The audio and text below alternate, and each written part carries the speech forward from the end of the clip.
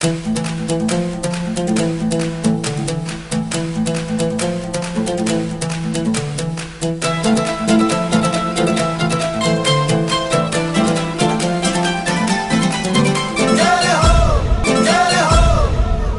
Ambedkar doctor Babasaheb आंबेडकरांचे नातू हे वलय त्यांच्या ओळखीसाठी पुरेसे आहे, मात्र त्यांनी अकोला पॅटर्न राबवून राजकारणात नवी ओळख सुद्धा निर्माण केली आहे। 1984 साली त्यांनी राजकारणात प्रवेश केला। त्याच वर्षी लोकसभा निवडणूकही लढवली, पण त्यांना यश आलं नाही। व्हीपी सिंग यांच्या कार्यकाळात त्यांनी राज्यसभेवरही त्यांना घेण्यात आलं।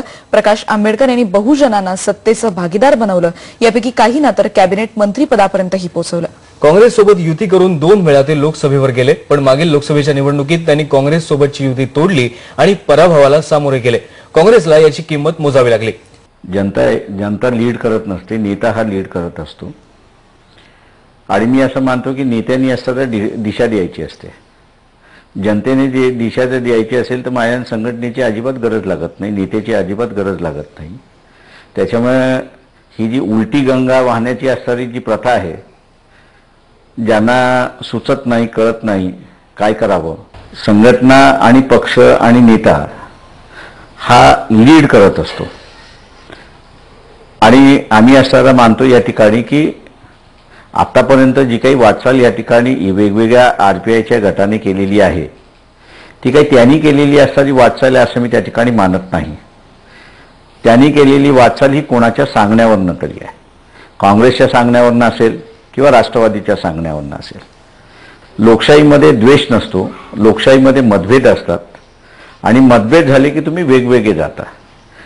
माझ्यावरती टीका झाली आहे किंवा पक्षावरती टीका झाली तरी आम्ही असं द्वेषाचं राजकारण त्या ठिकाणी केलं नाही, हे मतभेदाचं राजकारण आहे। तेव्हा ही जी काही खेळी चाललेली आहे, माझ्या दृष्टीने असं ही समजणं अत्यंत महत्त्वाचं आहे। कोणासाठी तरी वापरण्याचा खेळ त्या ठिकाणी चाललेला आहे आणि म्हणून या खेळामध्ये आम्हाला असणारा अजिबात इंटरेस्ट नाहीये। तरुण आंबेडकरी समूह जो आहे त्या पुढे असणारा स्वतःची आर्थिक आणि सामाजिक सुरक्षिततेचा सगळ्यात मोठा प्रश्न आहे। आणि इथला जो ओबीसी असेल किंवा इथला दलित असेल किंवा आदिवासी असेल, या सगळ्यांना आरक्षण हे आहे, याच्यामुळे आपली डेव्हलपमेंट होते, हा त्याच्यातला एक भाग आहे। तरुण आहे, याला असताना आंबेडकरी चळवळ पाहिजे की नको, हा त्याच्यातला महत्त्वाचा भाग आहे। या तरुणासाठी तुम्ही काय करणार आहात? डॉक्टर बाबासाहेबांशी तुमचं नातं आहे, लोकांची अशी अपेक्षा आहे तुम्ही पुढाकार घ्यावा। त्या राजकीय समझोत्याबरोबर त्या ठिकाणी ते चिकटलेले आहेत। इथली असणारी यांच्याच वरती असणारी किंवा माझ्यावरती अवलंबून अशी चळवळ नाही, तर इथल्या असणाऱ्या तरुण पिढीने स्वतःच्या हातामध्ये चळवळ घेणं आता गरजेचं आहे आणि त्यांनी स्वतःची चळवळ उभी केली पाहिजे, ही आज काळाची गरज असं मी त्या ठिकाणी मानतोय।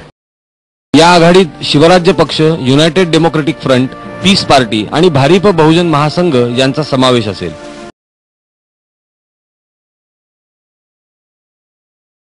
Get up, stand up, stand up for your right. Get up, stand up, stand up for your right. Get up, stand up, stand up for your right. Get up, stand up, don't give up the fight.